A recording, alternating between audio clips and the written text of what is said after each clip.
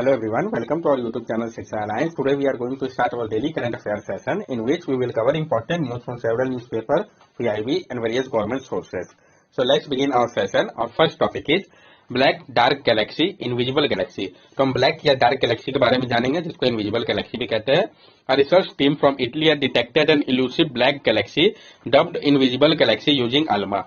जो एक researcher team है इटली के, उन्होंने डिटेक्ट किया है इलूसिव ब्लैक गैलेक्सी को, जिसको डब किया गया इनविजिबल गैलेक्सी के तौर पे अल्मा की मदद से। ये डार्क गैलेक्सी होता क्या है?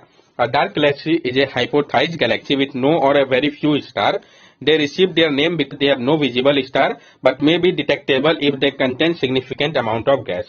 जो डार्क गैलेक्सी है ये एक हाइपोथाइज गैलेक्सी है जिसमें कोई या बहुत कम स्टार होता है। ये जो रिसीव किया गया है इसका जो नाम है डार्क गैलेक्सी इस कारण पड़ा है क्योंकि वहां पे कोई विजिबल स्टार नहीं है, लेकिन इसको डिटेक्ट किया जा सकता है सिग्निफिकेंट अमाउंट ऑफ गैस के प्रेजेंस होने के कारण। Scientists use the gravitational lensing technique to discover the galaxy. The technique is generally used to detect dark matter। और जो साइंटिस्ट है उन्होंने उपयोग किया ग्रेविटेशनल लेंसिंग टेक्निक का डिस्कवर करने के लिए इस गैलेक्सी को। ये जो टेक्निक है इसका जनरली उपयोग होता है डिटेक्ट करने के लिए डार्क मैटर को। ये अल्मा है क्या जिसकी मदद से इसको डिटेक्ट किया गया था? ALMA Atacama large millimetre sub millimetre array is set of arc telescope to study light from some of the coldest object in the universe. जो आपका अल्मा है Atacama large millimetre sub millimetre array, ये state of the arc telescope है जिसके मदद से study किया जाता है लाइट को कुछ कोल्डेस्ट ऑब्जेक्ट के यूनिवर्स का। The telescope can catch the millimeter or sub-millimeter size wavelength emitted by cold object, earliest and most distant galaxy in the universe। और ये जो टेलीस्कोप है वो कैच कर सकता है मिलीमीटर से सब मिलीमीटर साइज वेवलेंथ को भी जो कि एमिट किया गया हो कोल्ड ऑब्जेक्ट के द्वारा, अर्लीस्ट और मोस्ट डिस्टेंट गैलेक्सी का भी यूनिवर्स का। The telescope situated in the Atacama Desert, Chile, South America, is an international collaboration including teams from Europe, Japan, US, Canada, Chile। और ये जो टेलीस्कोप है कहाँ पे सिचुएटेड है अल्मा, तो ये भी इंपॉर्टेंट है। तो ये आपका सिचुएटेड है अटाकामा डिजर्ट में, चिली, साउथ अमेरिका में। ये एक इंटरनेशनल कोलैबोरेशन है जिसमें टीम आपका Europe, Japan, US, Canada, Chile के है। नेक्स्ट टॉपिक हमारा sea level rise a major threat to India other nation WMO। तो जो वर्ल्ड मेट्रोलॉजिकल ऑर्गेनाइजेशन है उन्होंने कहा है कि जो सी लेवल राइज हो रहा है ये एक मेजर थ्रेट है इंडिया और अदर नेशन के लिए। तो जानेंगे हम इसके बारे में डिटेल्स में। World Meteorological Organization cautioned that sea level rise poses a serious threat to both China and India in a report titled Global Sea Level Rise and Implication। तो जो एक रिपोर्ट था जिसका टाइटल था global sea level rise and implication, तो इस report को कौन रिलीज करता है ये इंपॉर्टेंट है, वर्ल्ड मेट्रोलॉजिकल ऑर्गेनाइजेशन। इसमें उन्होंने क्वेश्चन किया है कि जो सी लेवल राइज हो रहा है इसके कारण बहुत ज्यादा खतरा है चाइना और इंडिया को। तो क्या फाइंडिंग्स है global sea level rise and implication report में, इसके बारे में हम समझते हैं। Sea level rise varies regionally, जो सी लेवल राइज कर रहा है वो अलग अलग रीजन के हिसाब से वेरी कर रहा है। It will encroach upon infrastructure and coastal communities will be encroach upon, और ये इंक्रोच करेगा इंफ्रास्ट्रक्चर को भी और कोस्टल कम्युनिटी भी इंक्रोच हो जाएंगे इसके कारण। It affect a number of major city on every continent, Shanghai, Dhaka, Bangkok, Jakarta, Mumbai, Copenhagen, New York, Buenos Aires, Santiago etcetera. और ये इफेक्ट करेगा नंबर ऑफ मेजर सिटीज को हर एक कॉन्टिनेंट का, जैसे कि संघाई हो गया, ढाका हो गया, बैंकॉक हो गया, जकार्ता हो गया, मुंबई हो गया, कोपेनहेगन हो गया, न्यूयॉर्क हो गया, ब्यूनस एयर्स हो गया, सैंटियागो हो गया etcetera. poses a significant economic, social and humanitarian problem, threaten coastal farmland, water reserve, resilience of infrastructure, food nutrition security, human life and livelihood, especially in vulnerable area। और इसके कारण बहुत ज्यादा economic, social और humanitarian problem create होगा जिसके कारण खतरे में आ सकते हैं coastal farmland, water reserve, resilience हो जाएगा infrastructure, food nutrition security, human life and livelihood, specially vulnerable areas के लिए। Along with other climate concern, it will affect coastal ecosystem, related development and beyond 1 billion people by 2050। और other climate concern के साथ साथ ये affect करेगा coastal ecosystem को भी, उससे रिलेटेड डेवलपमेंट को भी, और इसके कारण 1 बिलियन पीपल से अधिक पे इफेक्ट पड़ेगा इसका 2050 तक। Growing urbanisation in expose area will exacerbate the effect. और जो बढ़ रहा है अर्बनाइजेशन एक्सपोज एरिया में ये और ज्यादा बढ़ाएगा इसके इफेक्ट को। ये रिइंफोर्स करेगा स्टॉर्म सर्जेस को और ज्यादा बढ़ावा देगा, टाइडल वेरिएशन को, जैसा कि देखा गया है लैंडफॉल ऑफ ह्यूरिकेन सैंडी जो भी आया था न्यूयॉर्क में और जो साइक्लोन इडाई आया था मोजाम्बिक में, ये कुछ इसका एग्जांपल हो सकता है। रीजन बिहाइंड सी लेवल राइज, क्या रीजन है जो आप देख रहे हैं जो सी लेवल राइज हो रहा है? तो increase in average global temperature by over 1 degree Celsius since 1880। जो इंक्रीज हुआ है average global temperature 1 degree Celsius से अधिक 1880 के बाद से। थर्मल एक्सपेंशन जो है सी वाटर का, जिसके कारण मीड सी लेवल जो है वो बढ़ गया आपका 20 सेंटीमीटर तक। Global and ice sheet melt, जो ग्लेशियर या आइस शीट जो मेल्ट हो रहा है। Changes in ground water storage, जो बदलाव आया है ग्राउंड वाटर स्टोरेज में, सारे इसके लिए जिम्मेदार है। क्या चैलेंजेस और क्या आगे किया जा सकता है? According to the IPCC, melting ice sheet the largest contributor to sea level change are hard to predict. जो आईपीसीसी है उनके अनुसार जो आइस शीट मेल्ट कर रहा है, जो कि लार्जेस्ट कंट्रीब्यूटर है सी लेवल चेंज के लिए, ये काफी कठिन है इसको प्रिडिक्ट कर पाना। By 2050, global sea level rise is estimated to rise by roughly 4, 0.5 and 0.2 meter under high, mid and low emission scenario respectively। और 2150 तक जो ग्लोबल सी लेवल राइज होगा वो एस्टिमेट किया जा रहा है कि रफली 4, 0.5 और 0.2 मीटर होगा हाई, मिड और लो एमिशन सिनेरियो पर रेस्पेक्टिवली, लिमिट करके 21st सेंचुरी के ग्लोबल सरफेस टेम्परेचर राइज को 2 degree Celsius above pre industrial level पे। ये पेरिस एग्रीमेंट का टारगेट है, ये इनसफिशियंट है। अगर इसको नहीं किया पूरा तो वे अहेड क्या हो सकता है? A low greenhouse gas emission scenario with temperature staying below 1.5 degree Celsius. एक low greenhouse gas emission scenario होना चाहिए जहां पर टेम्परेचर जो है वो बिलो 1.5 डिग्री सेल्सियस होना चाहिए। Reaching net zero carbon emission before 2060। हम लोग को रीच करना होगा नेट जीरो कार्बन एमिशन 2060 के पहले ही। Particularly along the coast urban system must enable climate resilient development. और पार्टिकुलरली कोस्ट के पास जो अर्बन सिस्टम है उनको इनेबल करना होगा क्लाइमेट रेसिलेंट डेवलपमेंट को। वर्ल्ड मेट्रोलॉजिकल ऑर्गेनाइजेशन के बारे में भी हम जान लें, क्योंकि इस रिपोर्ट को उनके द्वारा रिलीज किया गया। तो it is an intergovernmental organisation which organise from the international meteorological organisation. ये एक इंटरगवर्नमेंटल ऑर्गेनाइजेशन है जो कि ओरिजिनेट करता है इंटरनेशनल मेट्रोलॉजिकल ऑर्गेनाइजेशन से। WMO was created on March 23, 1950 and it became UN specialized organization for fostering international cooperation। जो WMO है इसको क्रिएट किया गया था मार्च 23, 1950 पे, और ये यूएन का स्पेशलाइज ऑर्गेनाइजेशन है फॉस्टर करने के लिए इंटरनेशनल कॉपरेशन को। किस किस चीज के लिए? तो मेट्रोलॉजी, वेदर और क्लाइमेट, ऑपरेशनल हाइड्रोलॉजी और रिलेटेड जियोफिजिकल साइंस के लिए। The Secretariat headquartered in Geneva, Switzerland, is headed by Secretary General and the WMO supreme decision making body is the World Meteorological Congress। और जो secretariat headquarter है WMO का वो आपका Geneva Switzerland पे है, जिसको हेड किया जाता है सेक्रेटरी जनरल के द्वारा। और जो WMO का सुप्रीम डिसीजन मेकिंग बॉडी है वो वर्ल्ड मेट्रोलॉजिकल कांग्रेस है। नेक्स्ट टॉपिक है हमारा पहाड़ियाज ऑफ झारखंड। तो हम जानेंगे पहाड़ियाज ऑफ झारखंड के बारे में। ये Pahariyas of Jharkhand is a study that examine the level of penetration and coverage of government scheme and the bottlenecks that hinder their implementation. जो पहाड़ियाज ऑफ झारखंड है ये एक स्टडी है जो कि एग्जामिन कर रहा है जो लेवल है पेनिट्रेशन का और कवरेज का गवर्नमेंट स्कीम का, और जो बोटलनेक्स है जो हिंडर कर रहा है उनके इम्प्लीमेंटेशन में, इसको ये स्टडी करेगा। Paharia is one of the 9 particularly vulnerable tribal group of Jharkhand state, one of the 25th in the country। और जो पहाड़िया है आपका वो one of the 9 particularly vulnerable tribal group में से है झारखंड का, और ये one of the 25 में आएगा कंट्री में। फूड एंड पेंशन स्कीम की अगर हम बात करें, in Jharkhand 88% of particularly vulnerable tribal group household they are on the PDS list and under the Antyodaya scheme. Jharkhand में 88% जो particularly vulnerable tribal group household है वो पीडीएस लिस्ट में है या अंत्योदय स्कीम के अंतर्गत आते हैं।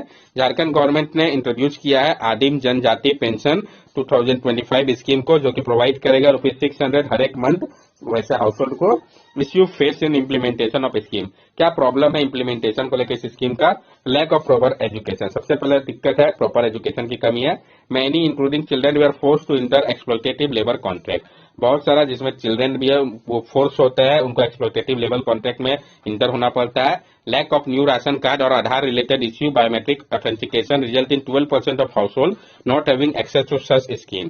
और जो कमी है न्यू राशन कार्ड या आधार रिलेटेड इश्यू का, बायोमेट्रिक ऑथेंटिकेशन का, जिस कारण 12% हाउस होल्ड के पास नहीं है, इन सब स्कीम का बेनिफिट नहीं मिल पा रहा उनको।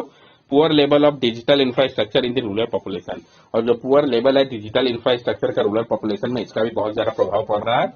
नेक्स्ट टॉपिक है हमारा प्रेसिडेंट कलर अवार्ड। तो जो प्रेसिडेंट कलर अवार्ड है इसके बारे में हम जानेंगे।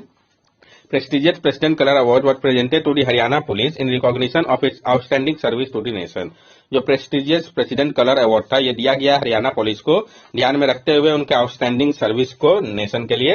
President of India approved this award for the Haryana police for a good track record in commitment to professionalism and high rank in the service of humanity while keeping up it performance and integrity. जो president of India है उन्होंने approve किया इस award को Haryana police के लिए उनके good track record को देखते हुए, जो उनका कमिटमेंट था प्रोफेशनलिज्म और हाई रैंक सर्विस को लेकर ह्यूमैनिटी के लिए अपने परफॉर्मेंस और इंटीग्रिटी के साथ। President Collar Award. The President Collar is a prestigious honor awarded by the President to armed forces or a police unit that has rendered exceptional service to the nation। ये जो President Collar है ये prestigious honor है जिसको दिया जाता है president के द्वारा आर्म फोर्सेस या पुलिस यूनिट को जिन्होंने दिया है एक्सेप्शनल सर्विस नेशन के लिए। The award service as a recognition of the sacrifice made by the police personnel in the line of duty and as a tribute to their unwavering commitment to serving and protecting its people. और ये जो award है ये सर्व करता है एक recognition के तौर पे जो उन्होंने सेक्रीफाइस किया है बहुत सारे पुलिस पर्सनल ने ड्यूटी के दौरान, और ये एक ट्रिब्यूट है उनके कमिटमेंट को देखते हुए कि उन्होंने सर्व किया और प्रोटेक्ट किया अपने पीपल को। नेक्स्ट टॉपिक है हमारा labour ministry ask EPFO to speed up work on higher pension. Labour ministry ने कहा है ईपीएफओ से कि वो स्पीड अप करे जो वर्क है हायर पेंशन को लेके। तो इसका बैकग्राउंड को समझेंगे, फिर ईपीएफओ के बारे में हम डिटेल्स में जानेंगे। यूनियन लेबर मिनिस्ट्री ने कहा है ईपीएफओ को कि वो स्पेल आउट करे जो प्रोसीड्यूर है सबमिट करने का जॉइंट ऑप्शन को जो रिटायर करेंगे आफ्टर सितंबर 1 2014 से जो रिटायर हुए हैं और जो सब्सक्राइबर है ईपीएस के जो कि करेंटली काम कर रहे हैं। बैकग्राउंड क्या है, इसके पहले सुप्रीम कोर्ट ने डेडलाइन सेट किया था कि सबमिट किया जाए जॉइंट ऑप्शन एम्प्लॉय और एम्प्लॉयर्स के लिए ताकि वो क्लेम कर सके हायर प्रोविडेंट फंड पेंशन को। EPFO, Employee Provident Fund Organization. EPFO is a statutory organization within the Ministry of Labour and Employment, Government of India. जो EPFO है आपका वो एक स्टैट्यूटरी ऑर्गेनाइजेशन है जो कि ministry of labour and employment के अंतर्गत आता है गवर्नमेंट ऑफ इंडिया के। It was establish with the passage of employ provident fund and miscellaneous provision act 1952। इसको स्टैब्लिश किया गया था पास करके employ provident fund and miscellaneous provision act 1952 के माध्यम से। EPFO is responsible for regulating and managing provident fund in India as well as managing social security agreement with other countries that have bilateral treaty with India। और EPFO जो है वो responsible है regulate करने के लिए और मैनेज करने के लिए प्रोविडेंट फंड को भारत में, साथ साथ ये मैनेज करता है सोशल सिक्योरिटी एग्रीमेंट को भी अदर कंट्रीज के साथ जिनका बायलेटरल ट्रीटी है भारत के साथ। ये आप यहाँ पे देख के समझ सकते हैं एम्प्लॉय पेंशन स्कीम ईपीएस के बारे में। जो मेंबर्स है ईपीएफओ को उनको पेंशन बेनिफिट मिलता है जब वो रिटायर करता है at the age of 58 years पे। जो मिनिमम सर्विस पीरियड है जिसको ये बेनिफिट मिलने के लिए तो वो 10 ईयर्स का मिनिमम सर्विस पीरियड रखा गया है। ईपीएस कंट्रीब्यूट करते हैं 8.33% एम्प्लॉय बेसिक, साथ में उसमें डियरनेस अलाउंस होता है जो कि एम्प्लॉयर के द्वारा दिया जाता है। फॉर्म 10D को फिल करना पड़ता है अप्लाई करने के लिए मंथली पेंशन को रिटायरमेंट के बाद 58 के। फॉर्म 10C जो है उसका उपयोग किया जाता है विड्रॉ करने के लिए ईपीएस अमाउंट को या ईपीएस स्कीम सर्टिफिकेट के लिए। अगर डेथ हो जाता है मेंबर का तो जो विडो है व जो चिल्ड्रन है उनको मंथली पेंशन मिलता है। जो मेंबर्स है वो विड्रॉ कर सकते हैं अमाउंट को अगर उन्होंने नहीं कंप्लीट किया 10 ईयर सर्विस का 58 के बाद। नेक्स्ट टॉपिक है हमारा स्टार्टअप 20 इंगेजमेंट ग्रुप। हम जानेंगे स्टार्टअप 20 इंगेजमेंट ग्रुप के बारे में। It is the only new group at the G20 aimed at using the innovative capacity of startup along with the stability and scale of corporation।